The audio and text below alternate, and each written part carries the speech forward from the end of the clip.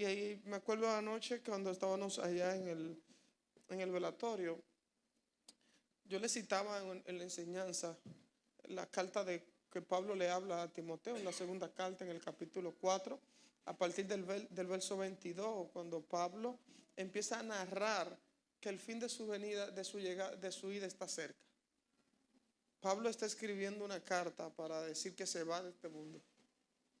Y uno se pone a preguntar, ¿cómo Pablo, escribiendo la condición en la que se va, por qué él no reacciona como reaccionó Ezequías cuando va a lo visita Isaías y le dice, arregla tu casa que te vas? Dice que Ezequías entró en pánico y se arrodilló ante Dios. Dice, yo no me quiero ir de este mundo. Dice que Dios le añadió 15 años más de vida. Sin embargo, cuando Pablo sabe que se va, él no pide un tiempo más. Y le comentaba a la pastora que si usted lee el libro de los Hechos se da cuenta de que Pablo intentó aproximadamente 3 o 4 veces evitar llegar a la cárcel. Él corrió yendo a la cárcel, a tal punto que presentó su caso, a tal punto que cuando estuvo ante el rey Agripa dice, Pablo, por poco me persuades. Dice, pero si tú no hubiese apelado a César, yo te hubiese librado ahora mismo. Pero él apeló a César porque él estaba buscando una salida. Pero la salida que buscó le salió como una entrada, porque salió totalmente contraria. Y Pablo, corriéndole al proceso, al final le comentaba a la pastora que las cartas de Pablo que más fundamento bíblico tienen fueron escritas desde la cárcel. Sin embargo, mientras él le corría el proceso, Dios lo estaba llevando hacia ese lugar. Y así mismo a veces somos nosotros, que mientras estamos corriendo hacia donde nosotros queremos llevar, entonces hasta donde Dios nos quiere llevar, Dios nos va a llevar aún conforme a como nosotros nos queramos. Lo que nosotros tenemos que tratar de montarnos en el carril de su voluntad. Y Pablo, nosotros pudiéramos hablar tan bonito de Pablo, a tal punto que tantas características que demos de él pareciera que lo idolatráramos. Pero no, Pablo dice que tuvo un aguijón que 3 veces pidió que se lo quitaran. 3 veces pidió que se lo quitara. Entonces no era que aún él tuvo la revelación que tuvo, en un momento su carne se vio afligida. Y oye, quítame esto. Sin embargo, cuando Pablo escribe la segunda carta, ya vemos un hombre maduro que ha alcanzado un estatus en cuanto a lo que es su vida espiritual, donde ya ha tenido conciencia de lo que Dios está haciendo en su vida. Y cuando él está narrando acerca de su muerte, Pablo nos dice, señores, yo le pido, háblale a todas las iglesias a las cuales hemos trabajado durante el primero, el segundo y el tercer viaje, donde desde Damasco hasta España él estuvo andando kilómetros que se dicen que fueron más de 80,000 millas náuticas. Trayectos que duraban hasta 3 meses si tú lo caminabas, y si andabas en barco hasta 45 días de trayecto. Pablo nos dice, por toda la nación donde yo fui, por todos los lugares donde yo pude impactar, yo quiero que tú reúnas a la iglesia a una cadena de oración, declara vigilia, silicio, que rasguen sus vestiduras y que levanten un clamor para que yo no vaya a la tierra. Pablo dice, el fin de mi llegada está cercano. ¿Y por qué pasa esto? Ayer le enseñamos que cuando tú tienes conciencia de para qué tú viniste aquí a la tierra, el día que viste que cumpliste el propósito, tú no le pides un día más. No necesito más. No necesito más. Todo aquel que en un momento, y no es algo que haya alcanzado, como pastor se lo digo, porque estamos en un proceso, pero todo aquel que tiene cierto temor acerca de la muerte, es porque su conciencia acerca de la eternidad todavía no está muy clara. No tenemos una conciencia clara de la eternidad. Y cualquiera dirá, bueno, lo que pasa es que todo el que cruzó esa puerta, nadie se ha devuelto a decir cómo era. Entonces, alguien se la devuelve y dice, mira, ya vine de aquel lado y allá.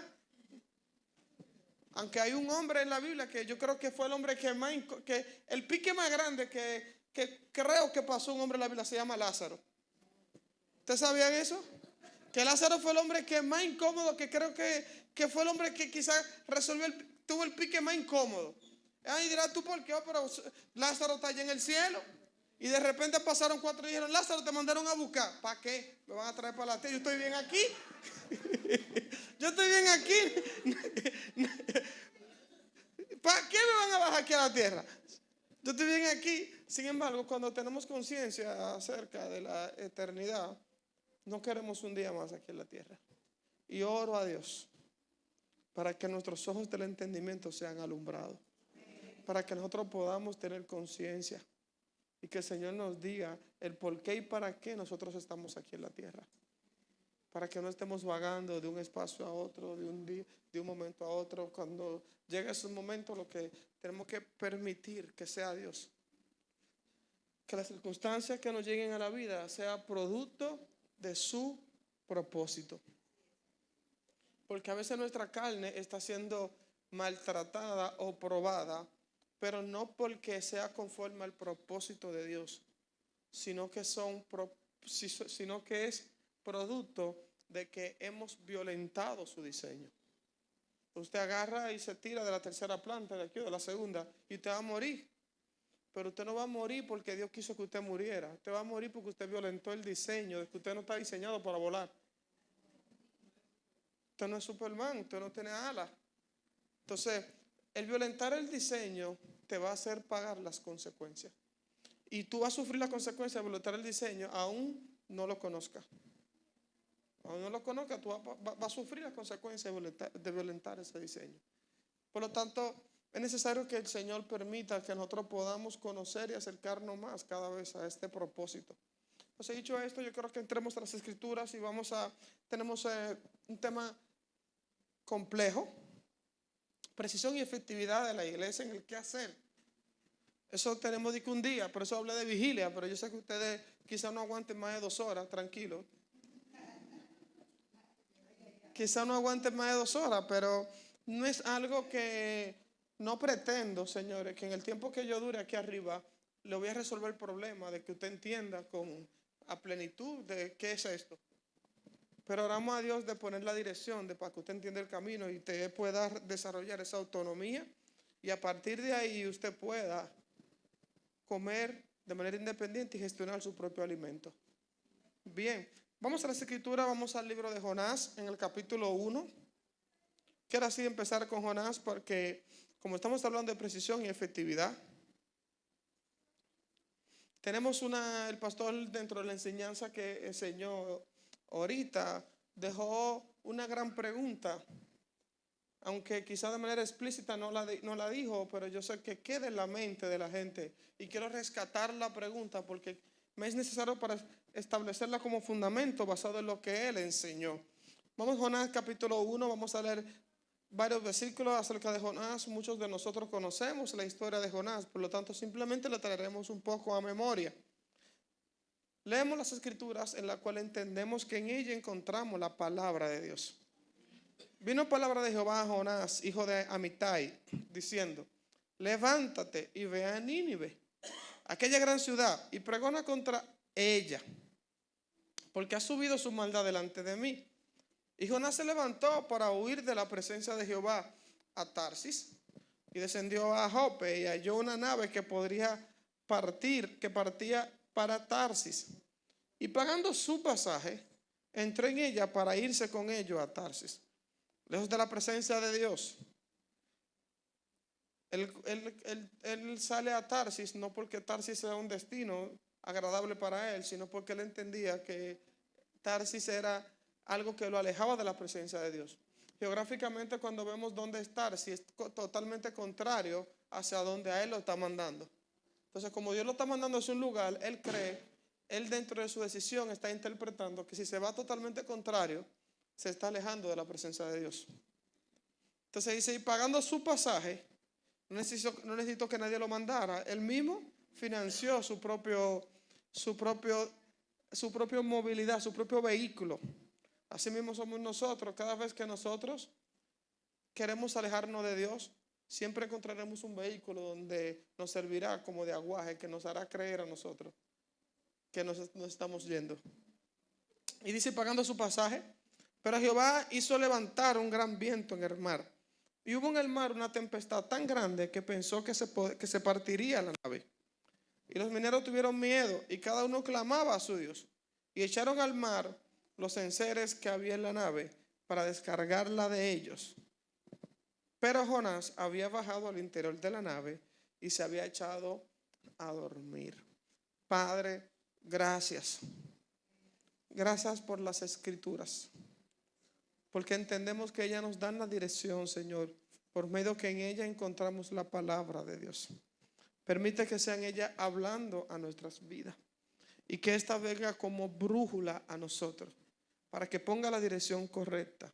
Y así mismo, como estamos hablando de precisión, exactitud en el qué hacer de la iglesia, sea tu palabra siendo revelada a nosotros, Señor.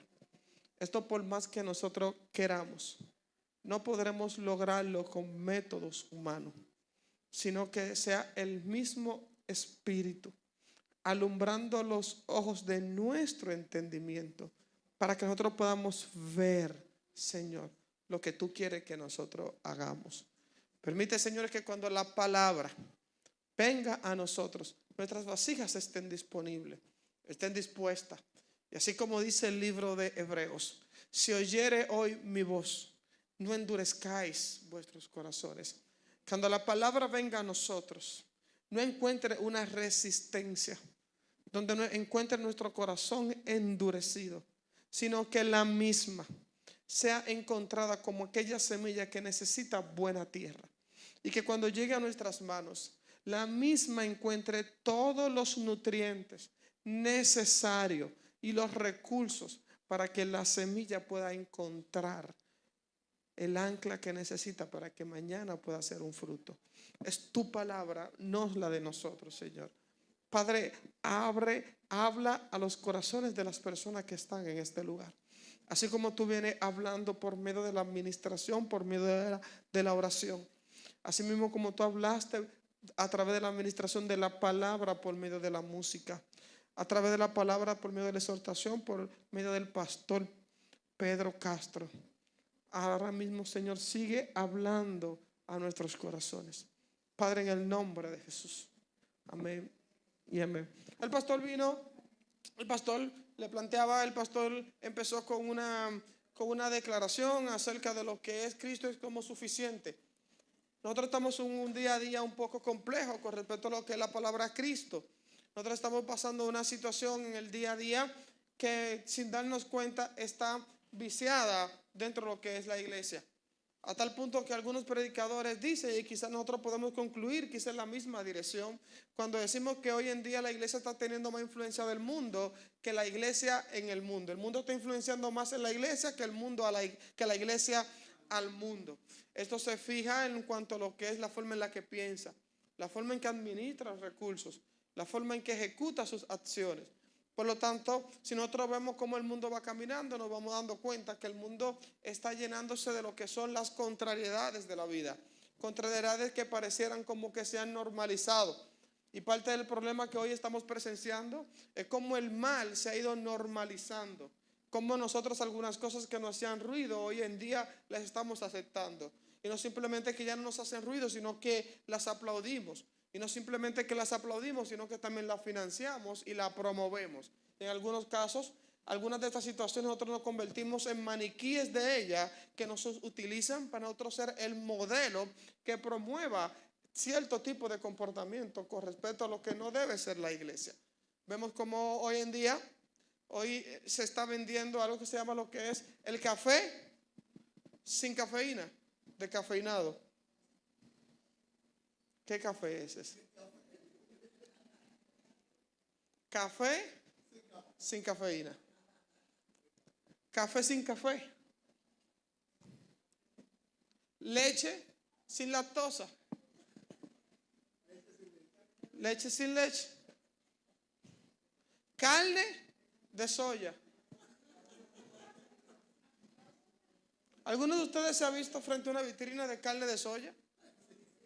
Yo pasé una experiencia allí en Santo Domingo, en el Centro Médico Vista del Jardín, que son adventistas, que yo vi unos salami guisados y una longaniza, que yo con los ojos dije, dame de eso.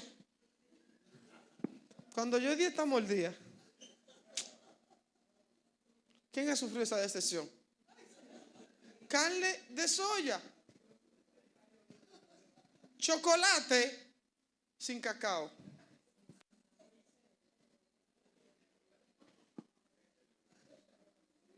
Y aquí viene uno de los elementos más peligrosos, que es lo que genera lo que es la confusión.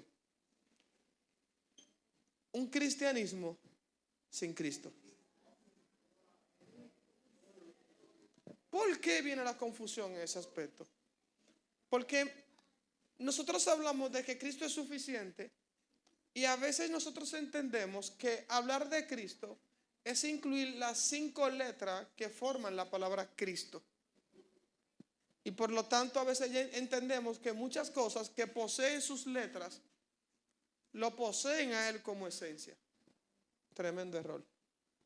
No necesariamente todo lo que contenga el nombre de Cristo contenga a Cristo. Y ahí que viene el gran problema. Por eso decía que el pastor plantea algo y deja un problema. Como que él tira la bomba y al que alguien recoja a los muertos, ¿verdad? Entonces deja un problema, porque a veces nosotros creemos que el hecho de que ciertas cosas contengan el nombre de Cristo, y por eso ha traído un nivel de confusión alto, incluso en la música que nosotros escuchamos. Hay muchos artistas y cantantes que le llaman canciones cristianas a aquellas canciones que mencionan el nombre de Cristo. Entonces Cristo, más que simplemente ser algo que se conjuga con el sonido de las palabras o que tú la puedes escribir en algunas letras, esto tiene que ver con un diseño.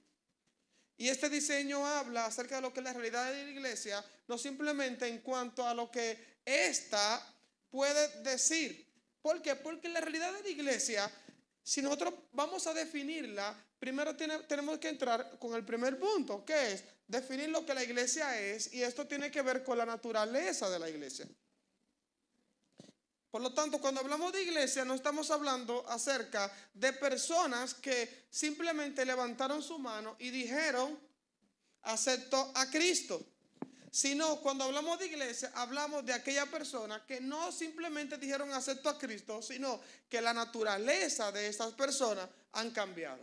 Por eso la promesa del evangelio no es que tú cambies de hábito, sino que tu naturaleza cambie. Porque tú podrás cambiar el hábito, pero posiblemente no haya cambiado tu naturaleza.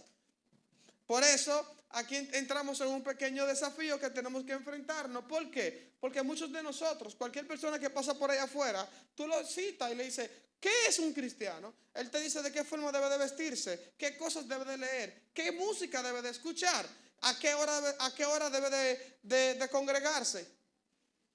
Pero posiblemente él aprenda a ser cristiano. Pero el evangelio no te llama a ti a ser cristiano, sino te llama a ser hijo de Dios. Entonces, el cristianismo se aprende por hábito, pero ser hijo de Dios es por nuevo nacimiento. Por lo tanto, cuando definimos lo que es la iglesia, si su naturaleza no ha cambiado, tú posiblemente haya cambiado los hábitos, pero quizás la naturaleza no haya cambiado. Por lo tanto, cuando entonces nos vamos a definir un evangelio que contenga a Cristo, lo primero que tenemos que hablar es de la naturaleza de este evangelio, que tiene que ver con que la persona no aprendieron a hacer cosas, sino que aprendieron a ser Cristo. Entonces el pastor hablaba de una formación de Cristo que nosotros a veces entendemos que esta se da por medio de cómo yo aprendo a hacer lo que el otro hace. Y por eso es posible que tengamos gente haciendo cosas sin ser nada. Entonces, lo segundo elemento que define lo que es este evangelio en Cristo es la iglesia.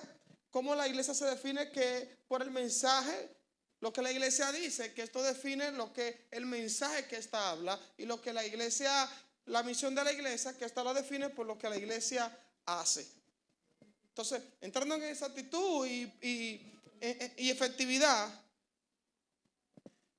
¿para qué nosotros tenemos que hablar de esa actitud y efectividad? ¿Por qué tenemos que hablar de esto? ¿Qué cosas nosotros estamos viendo que hace que la necesidad de esto se vea evidente?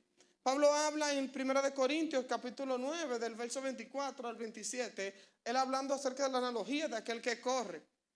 Dice, yo no corro, señores, y plantea dos realidades, que él dice que él no corre a la aventura, y lo segundo es que él no corre como aquel que golpea el aire. Entonces Pablo dice, aquí hay un tema. Yo creo que toditos corramos, pero no quiero que corramos a lo loco.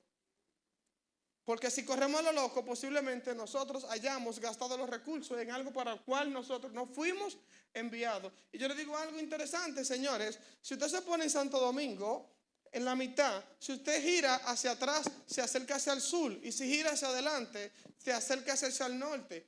Y si yo te entrego a ti unos recursos y te digo, mira, estos recursos te dan a ti para que tú puedas moverte durante 200 kilómetros. Y cuando tú llegas a los 200 kilómetros, entonces eso va a definir el destino.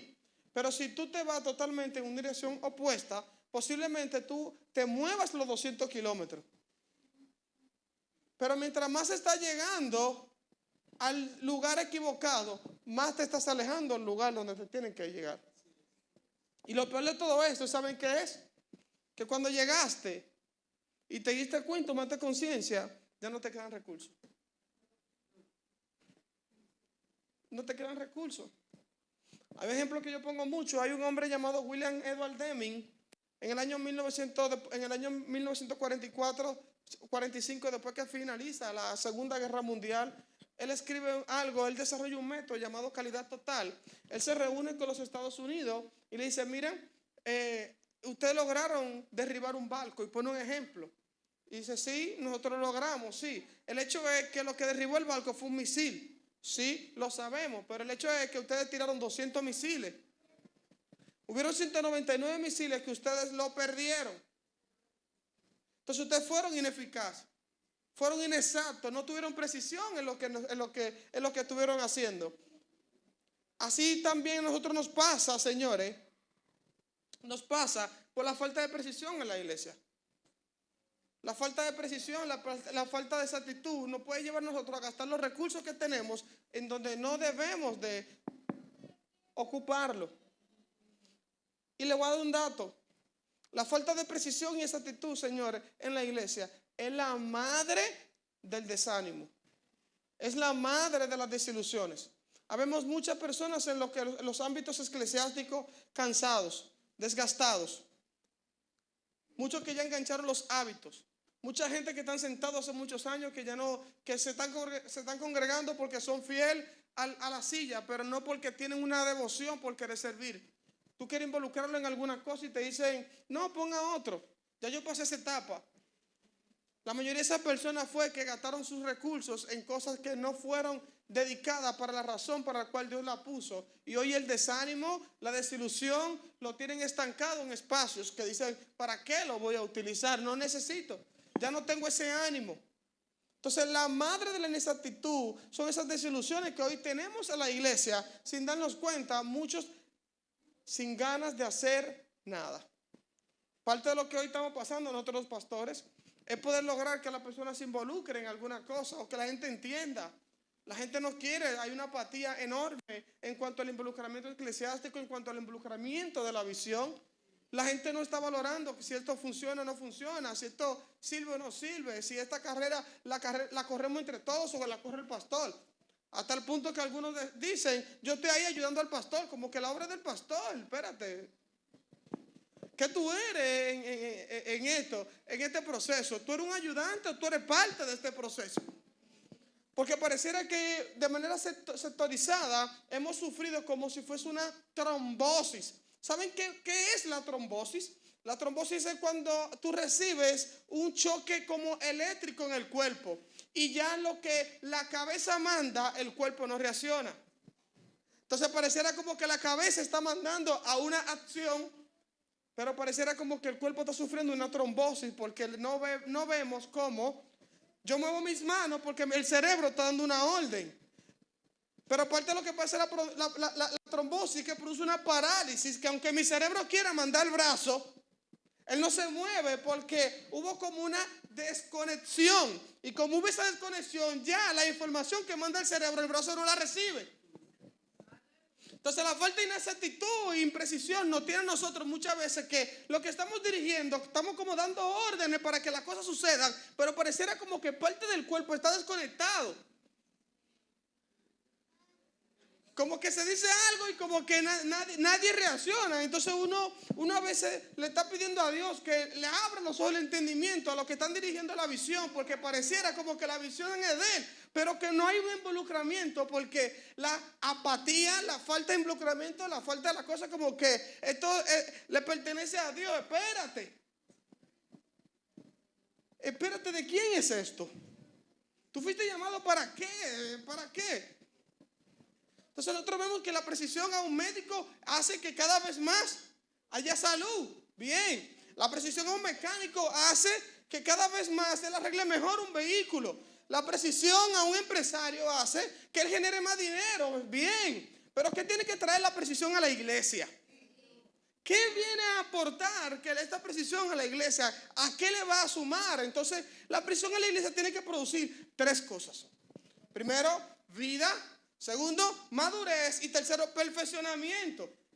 Y esto hace que la vida de la iglesia funcione como si fuese un círculo donde todos nosotros nos vamos alimentando producto de lo que Dios va poniendo en cada uno de ustedes. No lo que pone en el pastor ni en los liderazgos, sino lo que va poniendo en lo que es la iglesia. Por eso a mí me encanta lo que Juan habla acerca de la unción. Dice, vosotros tenéis la unción del santo. Porque había una discusión que era la unción, y todavía hoy en día se habla de una unción que quizás no existe.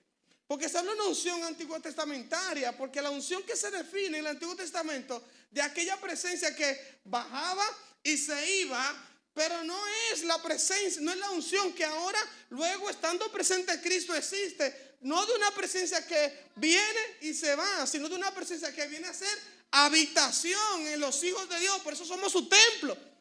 Cuando Dios iba y venía, el templo era un espacio físico, pero cuando Dios vino a esa habitación, el templo somos nosotros, su morada. Por lo tanto, Juan habla algo y dice, vosotros tenéis la unción del santo, y dice algo que quizás a veces no lo entendemos con claridad, y dice, vosotros no tenéis necesidad de que nadie os enseñe. ¿Y cómo así? A mí nadie me va a enseñar, soy autónomo. No, espérate, es que él está hablando de la unción. Hay un cuerpo corporativo donde tú eres la iglesia. Por eso, sépase algo, señores. Sepan algo. La Biblia dice vosotros, y es bueno que nosotros podamos interpretar cuando la Biblia dice vosotros. Porque cuando habla vosotros, es la tercera persona en plural, que ustedes. ¿Qué es esto? Por ejemplo, si yo le pregunto a ustedes, ¿qué hay aquí? ¿Qué es esto? No lo que estoy tocando, sino lo que lo sostiene. ¿Qué es esto?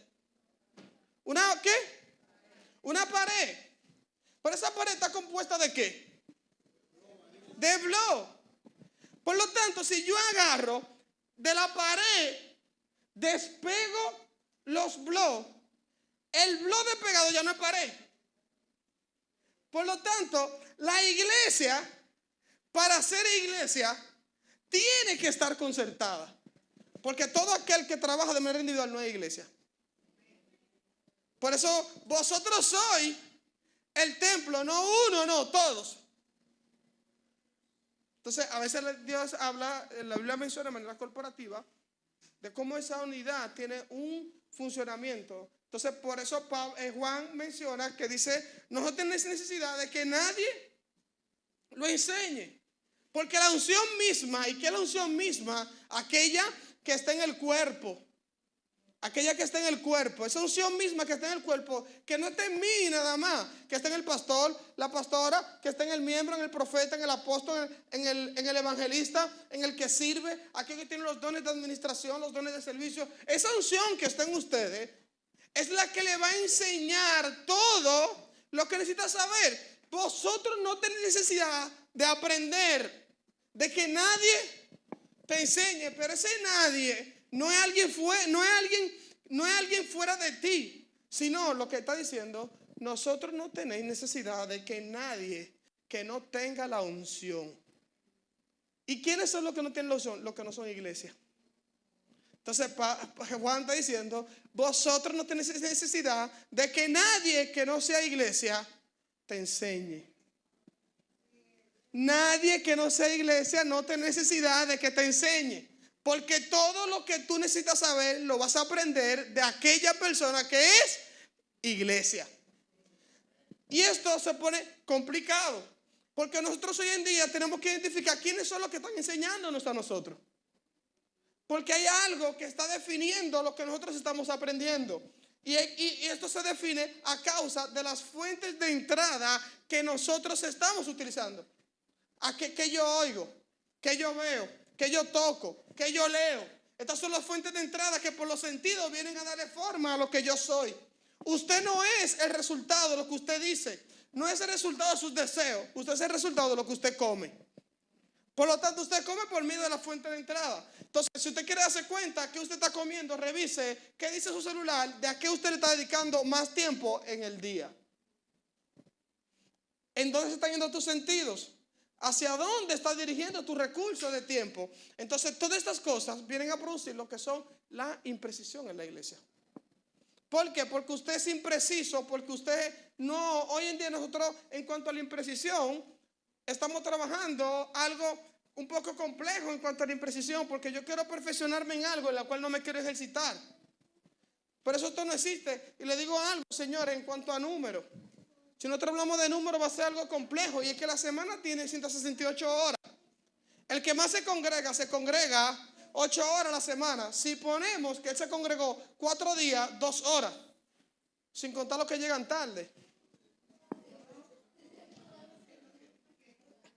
Sin contar los que se llega tarde. Entonces, si usted de 8 horas que se congrega, el que duerme 8 horas diario, duerme 56 horas. 56 más 8 son 162. Te quedan, son 62. Te quedan 106 horas. ¿A qué le dedicas el tiempo? ¿A qué le dedicas el tiempo en estas 66 horas? Porque nosotros a veces nos confundimos en cuanto a esto. Y es que yo quiero ser preciso en lo que yo no le dedico tiempo. Si yo quiero precisión y exactitud en cuanto a esto, tengo que dedicarle tiempo. Y yo no quiero que hablemos de un tiempo basado quizás en algo que en un momento definió el tiempo. ¿Llamado en qué? Llamado en el aspecto que tú tienes que venir a amanecer todos los días en la congregación. No, hay un día a día que tú vas involucrando y tú lo sabes. ¿Y cuál es el día a día? Tú sabes lo que tú haces mientras estás fregando, que tú pones un video y ves cosas que quizás no tienen que ver con el diseño de Dios. Cuando tú te acuestas, la canción que tú te pones, o cuando tú vas en el carro, lo que tú oyes, cuando estás en el trabajo, el video que tú escuchas. Entonces, todas esas cosas van definiendo la noticia que tú oyes, la página que tú sigues, a quien tú lees, los influencers que te llaman la atención. Entonces, esto no es un asunto de que yo ahora me congrego 4 veces, ahora yo me voy a congregar 10 veces para tratar de calmar. No, espérate, esto es un asunto que tengo que saber cómo yo voy a administrar y cómo yo voy a entrenar esta naturaleza. Si dije que nací de nuevo, que tiene músculo, ¿cómo es que yo la voy a llevar al gimnasio? Para que esta se fortaleza, porque Dios puso en nosotros, en la realidad de Cristo, en cuanto al diseño, una posición en la cual nosotros somos. Es verdad, por posición estamos bien. Tenemos aquel que en él habita la plenitud de toda deidad. Bien, somos más que vencedores. Bien, estamos sentados en lugares celestiales juntamente con Cristo. Bien, somos bendecidos con toda bendición espiritual en lugares celestiales juntamente en Cristo. Bien, esa es la realidad del espíritu. Pero la realidad del día a día con la que tú te enfrentas, ¿qué vamos a hacer con ella? Cuando sales ahí, todo lo que tú recibiste o lo que tú entiendes, cuando te llega el Señor de la casa, cuando te llega, no te sirve. No me funciona. Yo estoy participando en una realidad, estoy participando en algo que estamos construyendo una universidad cristiana. Y yo le decía a la persona, mientras estamos construyendo el pensum, le decía, mira, tenemos que tratar de resolver un problema que está teniendo la educación hoy en día. Y yo le digo, mira, él presentó la cantidad de personas que están inscribiéndose en la universidad y por qué la están dejando. Yo le decía, mira, una de las causas por las cuales la gente está dejando la universidad es sencilla. Y es que los libros a los cuales los niños están siendo sometidos en su mayoría tienen una realidad que no se parecen a lo que están viviendo. A veces nosotros estamos viviendo un evangelio en la teoría que no se corresponde con la realidad que nosotros estamos viviendo allá afuera. Pero eso es producto de qué? ¿De qué tú estás alimentando? Ese músculo de evangelio, ¿en qué tú lo estás formando? Entonces Pablo dice en el libro de los Gálatas, señores, yo vuelvo a sufrir dolores de parto. ¿Hasta cuándo? Hasta que Cristo sea formado. Eso yo le llamo, ¿saben cómo? Yo le llamo un aborto espiritual. ¿Por qué? Porque el dolor de parto se da antes de que el hijo nazca. Y Pablo dice, yo vuelvo a sufrir dolores de parto hasta que el hijo se dé. Ellos no se dieron. No sé, ese hijo no se dio, hubo un aborto en el proceso. ¿Pero producto de qué? De que alguien vino, ellos iban caminando hacia la derecha y alguien vino, ellos descuidaron su fuente de entrada, así como dice 1 Corintios 6, cuando dice, temo, hermano, que como la serpiente con su astucia desvió los sentidos de Eva, la engañó y la desvió de la sincera fidelidad en Cristo. Ellos sí mismos, los Gálatas, alguien, Pablo dice, yo quisiera saber quién fue que le dijo a ustedes, porque ustedes empezaron bien, pero hubo alguien que le desvió, le dedicaste las fuentes de entrada y oíste lo que no debiste de oír y terminó desviándote a lo que no debía desviarte. Y Pablo, enfurecido, dijo, yo quisiera a ustedes hablarle más suave, con un tono más fuerte, que estoy incómodo, porque ustedes iban bien. Y es bueno que sepan, señores, que el desvío que Pablo menciona no fue que ellos se descarriaron a practicar la cosa del mundo, no fue que volvieron a ser hijos del diablo, sino que ellos volvieron a practicar los rudimentos de la ley, a volver a sacrificar, a volver a circuncidarse. Pero ellos se desviaron. Ustedes dicen, ustedes iban bien, pero alguien vino y le produjo a ustedes una información que terminó desviándolo. Así mismo viene, señores, cuando nosotros descuidamos nuestra fuente de entrada, eso termina definiendo lo que nosotros hacemos. Les voy a confesar algo, miren, para que entiendan la importancia de la fuente de entrada. Antes de yo casarme, yo este año cumplimos 14 años, mi esposa y yo. Antes de casarnos, yo me acuerdo que yo empecé a ver lo que eran las narconovelas que estaban saliendo en aquella época. Cuando eso estaba La Muñeca de la Mafia, el capo que salió en ese momento. Niños, hubieran como 3.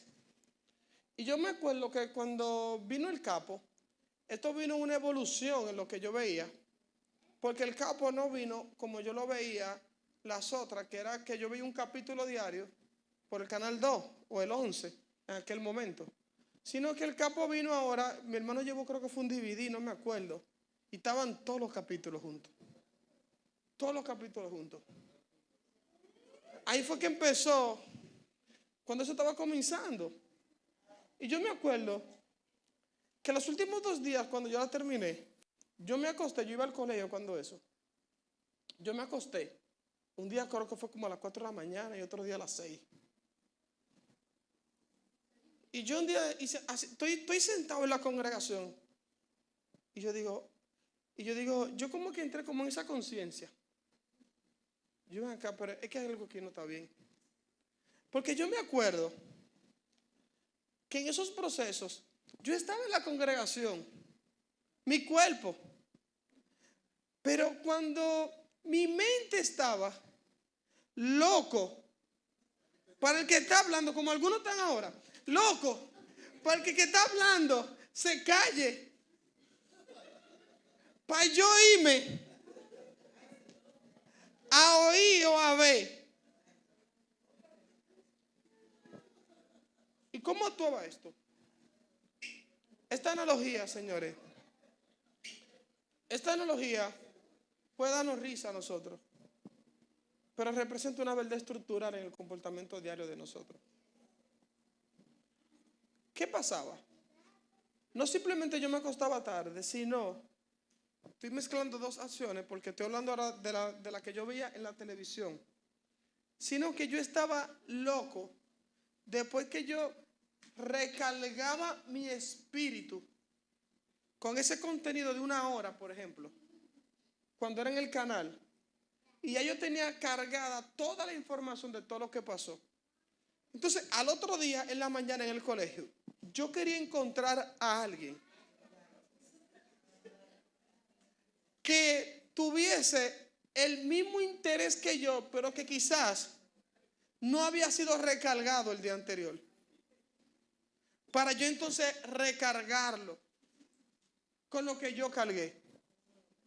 Y yo encontraba un deleite en encontrar una vasija disponible para yo poder descargar lo que yo había cargado el día anterior, producto de lo que yo le hacía con mis fuentes de entrada.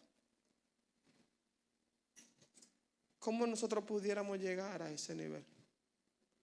A que nosotros tengamos una intención tan grande de ser recargado y que mañana yo encontrar a alguien en quien poder cargar lo que estoy, porque estoy tan lleno de Cristo que necesito encontrar a alguien en quien poder darle de lo que de mí hay en Cristo.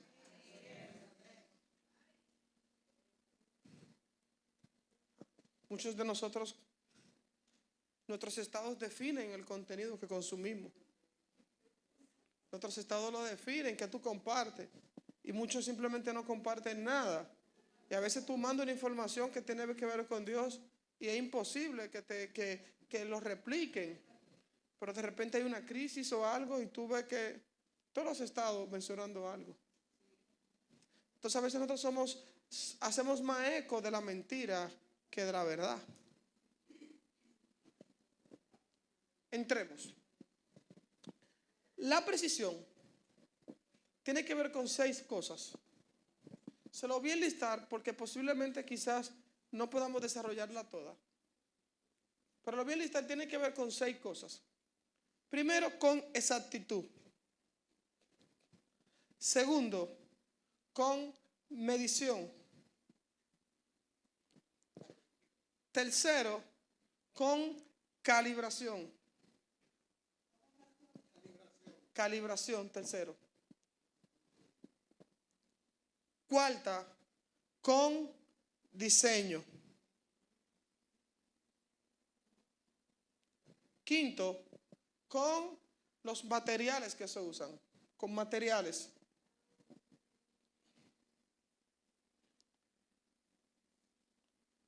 Y sexto, con orden.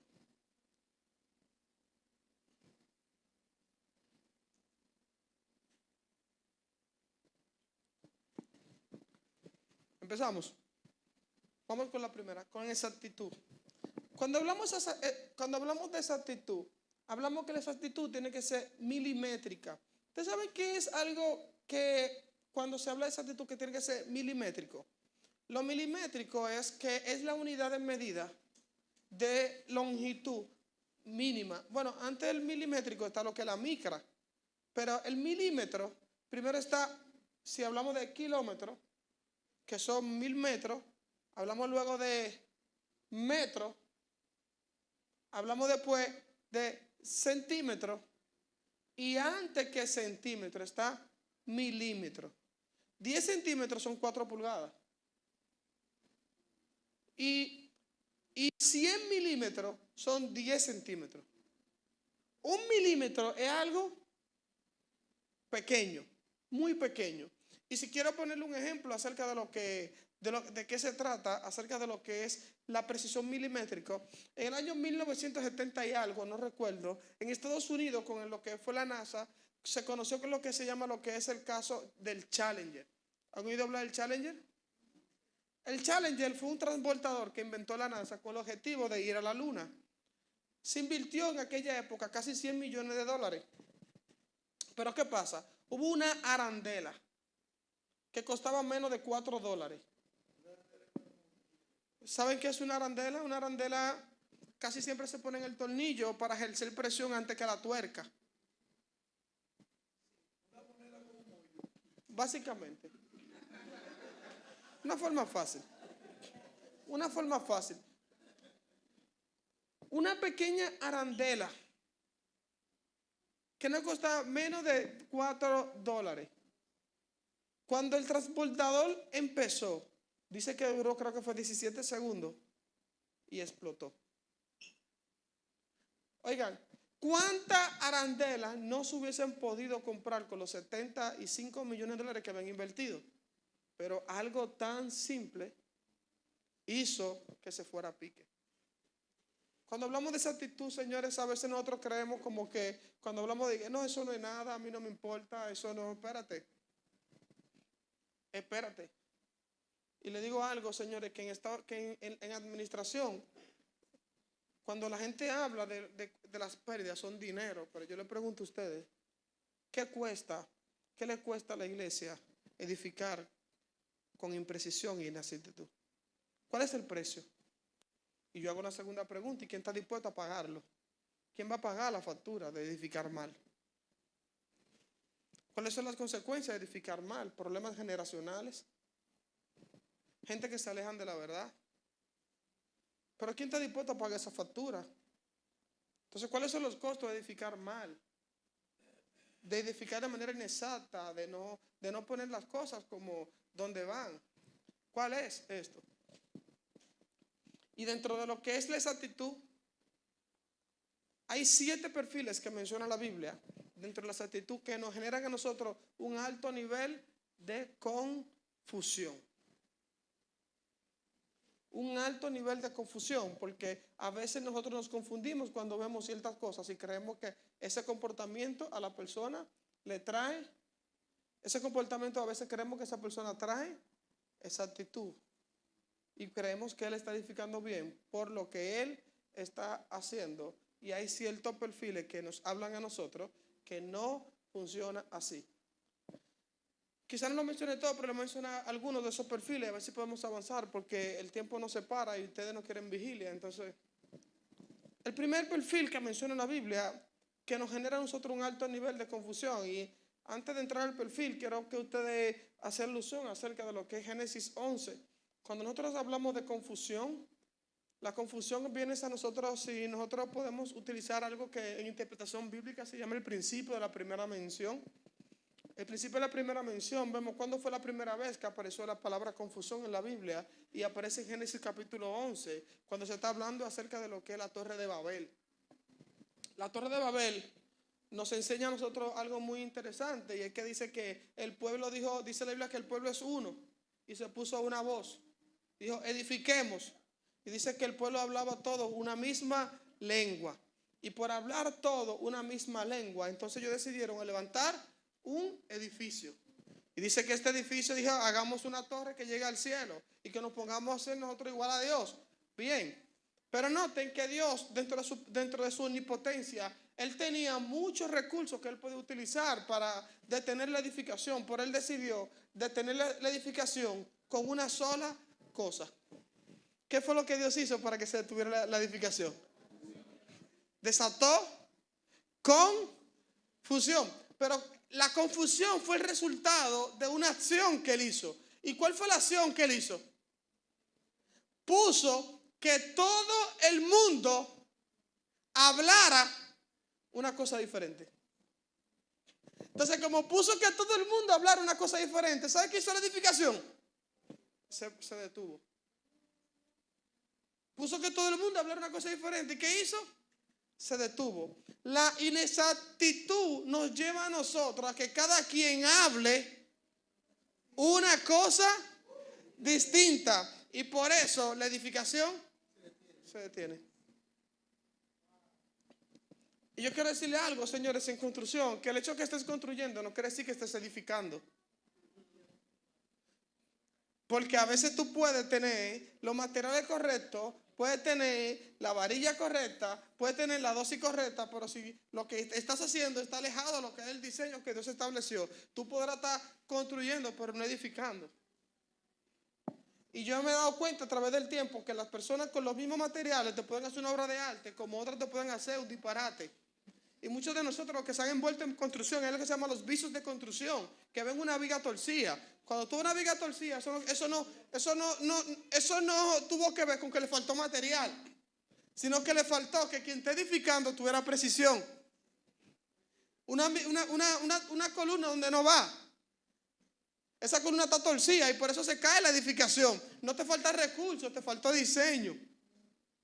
Y esa inexactitud hoy hace que todo se pierda. Caso rápido, tenemos el caso de Apolo.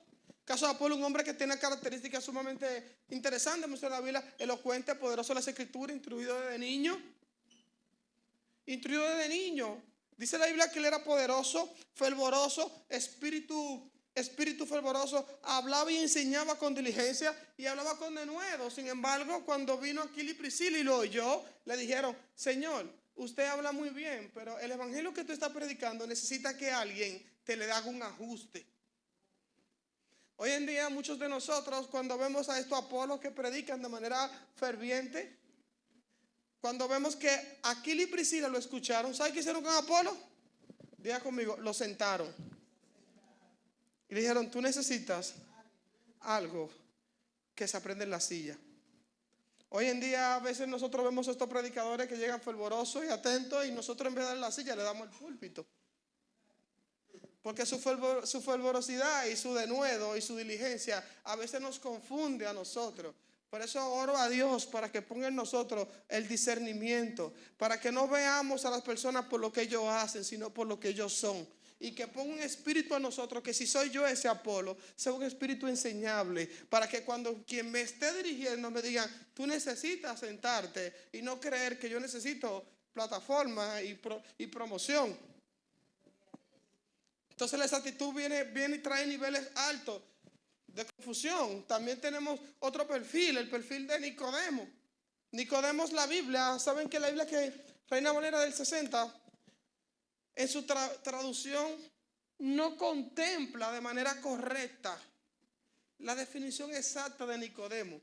¿Por qué? Porque Juan 3 dice, eres tú maestro. La palabra que utiliza aquí no es eres tú maestro. La palabra que utiliza ahí, eres tú el maestro. Hay una diferencia enorme. ¿Por qué? Porque una cosa es que un profesor sea de estudiante, a que un profesor sea de profesores. Entonces Nicodemo no era un profesor común, sino que él era un profesor de profesores. Él era conocido como el maestro de Israel. Entonces Jesús le dice, eres tú el maestro de Israel y no sabes estas cosas. Yo creo que Nicodemo puede darnos clases de Biblia a nosotros. Sin embargo, Nicodemo viene a enseñarnos a nosotros que no importa qué tanta Biblia nosotros sepamos. Es posible que nosotros somos un Nicodemo lleno con la mente de Biblia, pero con necesidad de nacer de nuevo. No importa cuánta Biblia tenga, tú necesitas nacer de nuevo. Para salir de ese punto, dos perfiles más, no lo diré todo, pero se lo pondré a ustedes para que lo vean de tarea. Tenemos el perfil de Samuel y el perfil de Job. Samuel, la Biblia dice en el capítulo 3 de Primera de Samuel, la Biblia dice que Samuel era una gente que servía a Dios y ministraba en el templo. Sin embargo, dice la Biblia que Dios lo llama, pero él no entiende el llamado. Y él va 3 veces a donde Elí. Y Elí le explica qué es lo que pasa. Pero el mismo texto dice, ¿por qué Samuel no entiende el llamado? ¿Y ustedes saben qué dice el texto? Noten el perfil de Samuel. Samuel en la primera etapa. Samuel dice la Biblia que servía, ministraba al Señor y servía en el templo. Oyen, pero cuando Dios le habla, él no entiende. Pero a veces nosotros creemos que él no entiende porque creemos que es la primera vez que pasa. Pero no, el texto mismo nos dice a nosotros por qué él no entendía.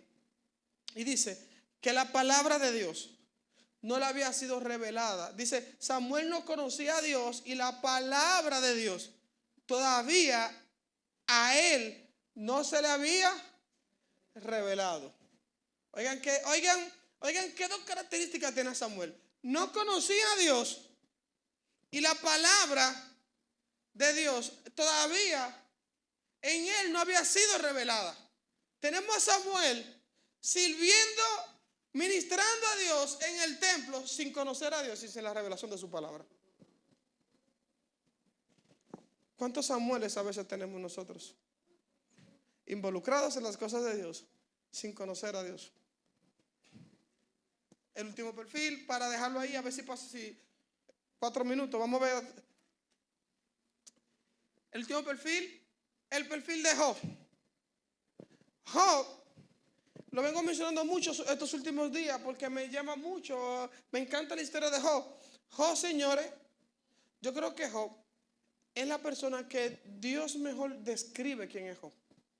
Y oigan, Dios menciona 6 características de Job.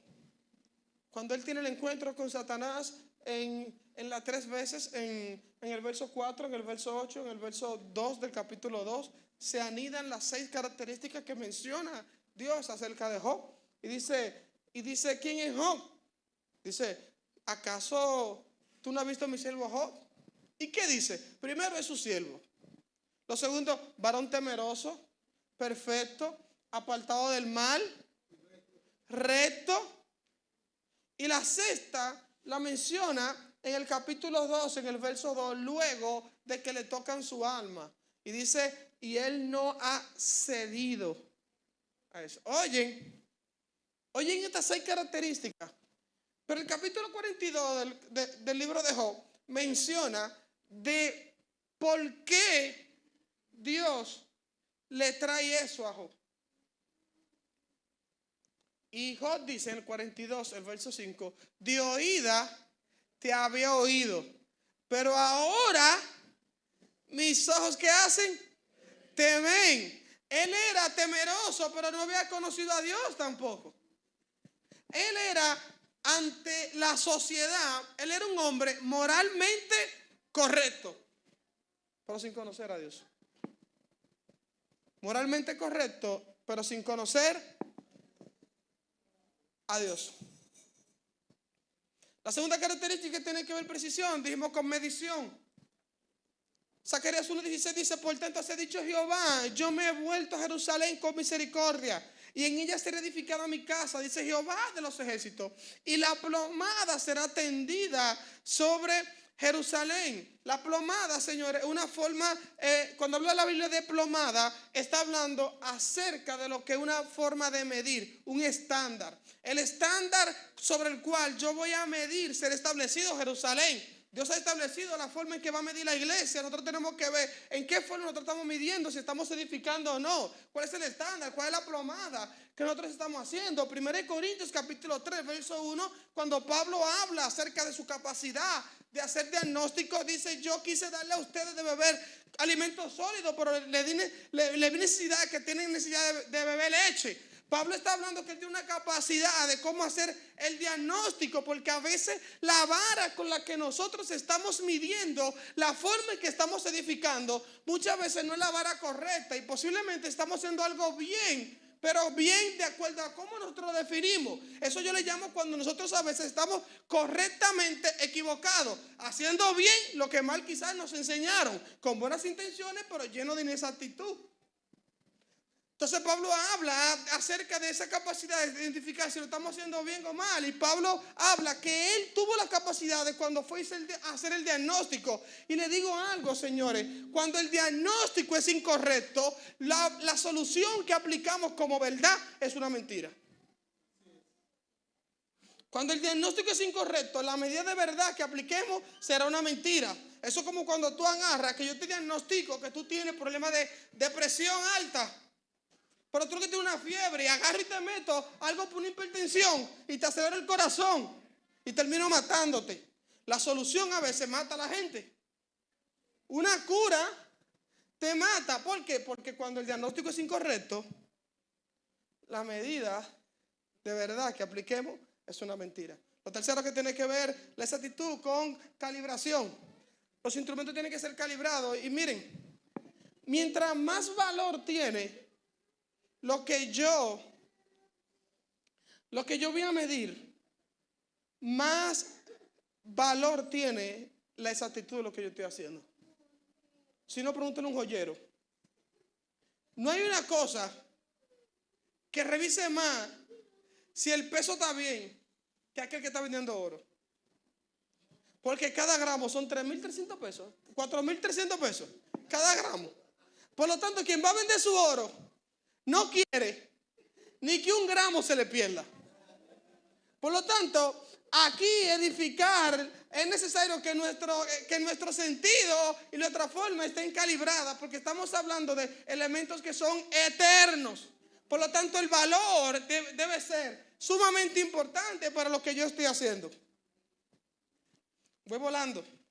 Cuarto, con la que tiene que ver la exactitud, con diseño. La Biblia menciona aproximadamente 7 grandes diseños que establece la Biblia. El primer diseño fue Génesis 1, cuando Dios estableció el macrouniverso. El segundo diseño que Dios mencionó fue cuando diseñó al hombre. El tercer diseño fue cuando Él estableció lo que es el arca. Pero miren, cuando Él establece el arca, Él le dio una orden. Luego le da cuáles son los materiales que Noé utiliza. Luego le dice la forma en que Él lo va a establecer. Y le dice a Él, sé fiel a las medidas que yo te di. El cuarto diseño que Dios establece fue cuando hace el tabernáculo de Moisés. Y dentro de lo que le dice, asegúrate que lo que haga conforme al diseño que te doy. Asegura que conforme a lo como mostraste. Y le dice, no quiero que intervenga nada que tenga que ver contigo. Yo no quiero. Cuando Dios establece su diseño, Él no quiere tu sugerencia. Por eso Dios, más que nuestra sugerencia, lo que quiere es nuestra obediencia. Entonces a veces nosotros queremos darle sugerencia a Dios de cómo se deben de hacer las cosas, pero Dios no quiere que sugieran nada porque su modelo y su diseño es perfecto. Lo que quiere es que tú te anides al diseño de Él. Por eso que cuando Moisés a llevar el tabernáculo, la aprobación vino cuando la presencia de Dios descendió. A veces nosotros el diseño de Dios lo modificamos, entonces viene lo que es una vana gloria. Una gloria que no vale. El quinto diseño es el templo de Salomón. Todas las cosas que he preparado me fueron trazadas por la mano de Dios, dijo David. Por lo cual él me hizo entender, dijo David, no es lo que yo siento, sino es lo que yo entiendo. El sexto diseño que menciona la Biblia es el cuando habla acerca del templo celestial. En Ezequiel 43 dice, muestra la casa de Israel, esta casa. Dios mide tu casa de acuerdo a su casa, para que ellos midan el diseño de ella, y le harás entender el diseño de la casa. Y establece, dice, medidas, diseños. Y si se avergonzaran de todo lo que han hecho, hazle entender el diseño de la casa. Dice, su disposición, sus entradas, y toda su forma, y todas sus descripciones, y todas sus configuraciones, y todas sus leyes, y descríbelo delante de sus ojos, para que guarden toda su forma y todas sus reglas, y la pongan por obra. Dios te hace entender para que guarden y respeten su obra, para que la pongan por obra. Mira aquí dice, yo te hago entender la obra de su diseño para que yo entonces en obediencia la ponga por obra. El séptimo diseño es la Nueva Jerusalén, cuando dice que esta descenderá. Dios hizo su diseño, pero en nosotros transgredir su diseño trae consecuencias. Mire que dice el libro de Amós. El libro de Amós en el capítulo 5 del verso 20 al 23 dice, ¿no será el día de Jehová tiniebla y no luz? Oscuridad que no tiene resplandor. Y miren qué lindo. Dice Amós que Dios le dice, aborrecí, abominé vuestras solemnidades y no me complaceré de vuestras asambleas. Las asambleas son como estas reuniones. En aquella época, cuando se dice vuestras asambleas, era cuando se reunía el pueblo. Oye esto, dice, lo aborrecí, lo abominé y no me complaceré de vuestra asamblea. Y si me ofreciere vuestros holocaustos y vuestras ofrendas, no la voy a recibir. Ni miraré a las ofrendas de paz de vuestros animales engordados. Que quita de mí la multitud de tus canciones, pues no escucharé la salmodia de tu instrumento. ¿Qué hicieron ellos? Que Dios los llevó a ese punto. ¿Qué fue lo que ellos hicieron? Abandonaron el diseño de Dios. Y como abandonaron el diseño de Dios, Dios terminó diciendo, no me interesa tus ofrendas. A veces nosotros creemos, señores, lo voy a dejar ahí para hacer un resumen. Por eso dije que por más que queremos, el tiempo se hace difícil que podamos abarcar todo, pero quiero poner en ustedes la autonomía para que vean acerca de la dirección de hacia dónde nos vamos. Jehová le está diciendo a ellos, señores, no me interesa las ofrendas que ustedes vienen a traer. Miqueas, por ejemplo, el libro de Miqueas, menciona, a partir del capítulo 6, menciona algo complejo, y es que el pueblo de Israel se había abandonado a Dios. Y ellos dijeron: ¿con qué complazaré a Dios del Altísimo? Dice, ¿traeremos el becerro de un año? ¿Lo traeremos becerro o juntaremos todos los becerros gordos y se lo traeremos? ¿O cómo quitaré la ira de Dios? ¿Entregaré yo mi primogénito por causa de mi maldad? ¿Y qué dice Mica? A mí no me interesa eso.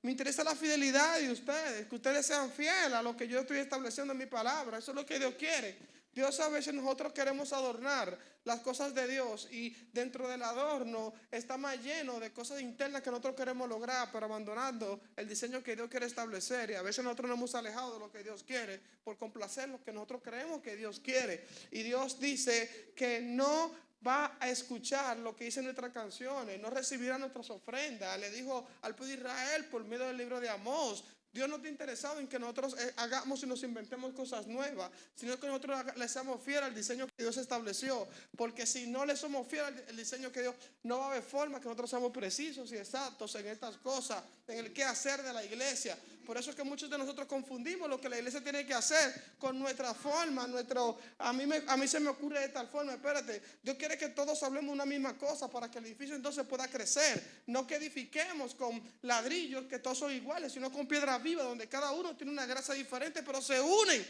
y forman lo que es la iglesia. La Biblia menciona casos de gente que violentaron el diseño, que nos confunden a nosotros. Vemos que Usa quiso con buenas intenciones de no permitir que el arca se cayera, pero murió. Porque violentó el diseño. Había una viaje, quizás que fueron ellos a ofrecer un incienso que quizás de mejor calidad. Quizás tenía una hierba más cara, pero murieron. Porque no era lo que él quería, no era lo que en su corazón encontraba agrado. Entonces Dios no quiere que nuestras intenciones, que nuestras acciones estén llenas de nuestras buenas intenciones, no, sino que sean fieles al diseño. Por eso Samuel, cuando corrige a Saúl, dice: espérate, se complace Jehová más en lo que le obedecen que lo que le ofrecen en el sacrificio. A veces nosotros nos enfocamos en ofrecer el sacrificio, pero no en obedecer a Dios. Entonces, ¿qué Dios está inquietándonos a nosotros en esta noche? A que hagamos un despertar para que le seamos fieles y exactos a su diseño, para que entonces su obra pueda ser edificada, y no que yo vaya ya a hacer lo que yo quiero. ¿Qué de Dios? Pues señores, estamos en una época donde la iglesia tiene el mejor momento en cuanto a lo que es propagación. Hay más redes sociales que nunca que hablan del evangelio. Hay más Biblia que nunca. Hay más predicadores que nunca. Pero ¿qué le está pasando a la iglesia? Que está siendo extensa en cuanto a longitud, pero corta en cuanto a profundidad, influencia. Tenemos multitud de gente, pero no tenemos gente, iglesia, influyendo en lo que son los asuntos de la sociedad, en los asuntos básicos de nosotros, porque tenemos mucha longitud pero poca profundidad. Por eso el mensaje es este, señores. Cierro con esto. Soy predicador, pero llevo 4 veces, a la 6ª vez que ya tengo. Cierro con esto. Cuando Jesús estaba aquí en la tierra, Él hace una oración por los apóstoles y dice: oró para que los ojos del entendimiento les sean abiertos. Pablo dice: yo oro para que sean alumbrados los ojos de vuestro entendimiento y puedan ver. Oro a Dios por la vida de ustedes, para cuando nosotros, así como cuando Pablo la luz le resplandeció, produzca en nosotros el mismo sentido que pasó con Pablo. Esas 2 preguntas que hizo Pablo: ¿quién eres? Ese quién eres muestra un deseo de quiero conocerte. Te persigo, pero quiero conocerte. Y luego cuando él le responde el quién eres, Yo soy Jesús a quien tú persigues. Cuando la palabra llegó sobre él, entonces de Pablo salió una segunda pregunta y dijo: ¿qué quieres que yo haga? Señor, lo que hemos ministrado a tu iglesia, Señor, producir un sentimiento de que si lo estamos haciendo bien o que lo estamos haciendo mal. Produzca un sentimiento de: ¿qué quieres que yo haga? ¿Qué quieres que yo haga? Así como el pastor les enseñaba ahorita de que hay personas que nos escondemos detrás de los estudios, detrás del ministerio, detrás del trabajo. Así vemos muchos enredados, Señor. Y que podamos decir: Señor, ¿qué quieres que yo haga, Señor? Aquí está tu iglesia, Señor, que ha dispuesto su corazón a escuchar tu voz y a no poner resistencia, Señor, y a decir: ¿qué quiere que yo haga? Padre, en el nombre de Jesús, podemos ver la profundidad, la anchura, la longitud de lo que tú has establecido en Cristo en nosotros, Señor, y que seamos fieles a lo que tú has establecido. Padre, en el nombre de Jesús. Amén y amén. Muchas gracias.